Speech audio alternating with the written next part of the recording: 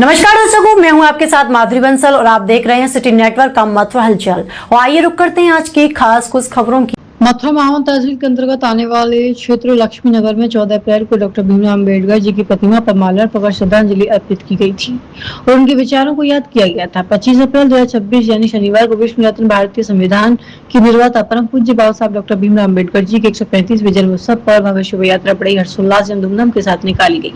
ये शोभा यात्रा रसकान नगरी से शुरू होकर अम्बेडकर पार्क, लक्ष्मी नगर चौराहा होती हुई राजा रोड स्थित ईंट मंडी पर जाकर समापन हुई। इसमें दर्जनों आकर्षक झांकियां शामिल थी। शोभा यात्रा का जगह जगह स्थानीय लोगों एवं सामाजिक संगठनों ने स्वागत किया, जिसमें प्रतिभागी अपने हाथों में नीले झंडे लेकर बाबा साहब अमर रहे के नारे लगा रही थी। लाखों की संख्या में महिला एवं पुरुष शोभा यात्रा में शामिल हुए। कार्यक्रम के दौरान सुरक्षा के पुख्ता इंतजाम किए गए थे, जिससे शोभा यात्रा शांतिपूर्ण ढंग से संपन्न हुई।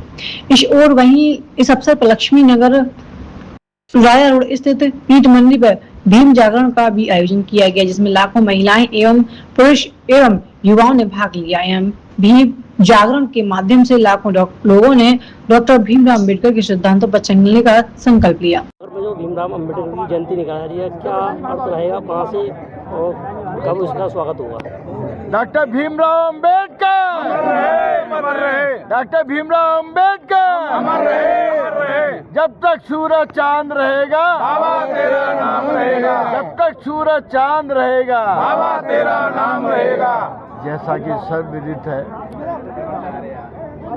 14 अप्रैल 2026 को देश ही नहीं यानी कितने देशों के संविधान के रचयिता डॉक्टर भीमराव अम्बेडकर साहब का 135वां जन्मदिन देश में विदेश में हर जिले में हर कस्बे में जितनी धूमधाम से मनाया गया है, उसी कड़ी में हमारे इस जमुना पार में लक्ष्मी नगर में जैसा कि पहले से ये रहता है कि 14 अप्रैल जब बाबा साहब का जन्म होता है, सब लोग जहाँ जहाँ बाबा साहब विराजमान है वहाँ सभी इनको श्रद्धा सुमन माल्यार्पण करके आते हैं। और यहाँ हमारे लक्ष्मी नगर में जमुना पार में हमारी जनपद मथुरा में जो सबसे बड़ी सबसे ऐतिहासिक हर वर्ष बाबा साहब का जन्म मनाया जाता है। आज उसी कड़ी में आज 25 दिसंबर को हमारी जनपद मथुरा में बाबा साहब का 135वां जन्मदिन में झांकियों का यहाँ पर अभी शुरू होंगी। उसमें आप देख रहे हैं सब लोग जितने हैं, ऐसी गर्मी में भी सब लोग पूरी मेहनत से लगन से बाबा साहब के जलूस में अभी शामिल होंगे। और हो भी क्यों ना, पुलिस प्रशासन की कैसी व्यवस्था रहेंगी? अगर 6 बार से विधायक हूँ तो बाबा साहब ने अगर ये संविधान में व्यवस्था नहीं की थी तो पूर्ण प्रकाश प्रधान भी ना होता। ये सब बाबा साहब की आपका आज देश प्रदेशों के जितनी, चाहे वो लोकसभा हो हमारे देश की, चाहे विधानसभा हो, बाबा साहब ने स्टेट के देश के सबके जो है प्रजातंत्र में क्या राइट है वो है बाबा साहब के संविधान से ही चल रहे हैं। अगर बाबा साहब ने उस समय ये व्यवस्था नहीं की होती तो जैसे हो रहा ना युद्ध जो है आपका देख रहे हैं, वो युद्ध हमारे प्रदेश में और प्रदेश सरकार में और देश की सरकार में होता अगर ये की सरकार नहीं रही। बाबा साहब का ये संविधान से ये पूरा प्रजातंत्र चल रहा है।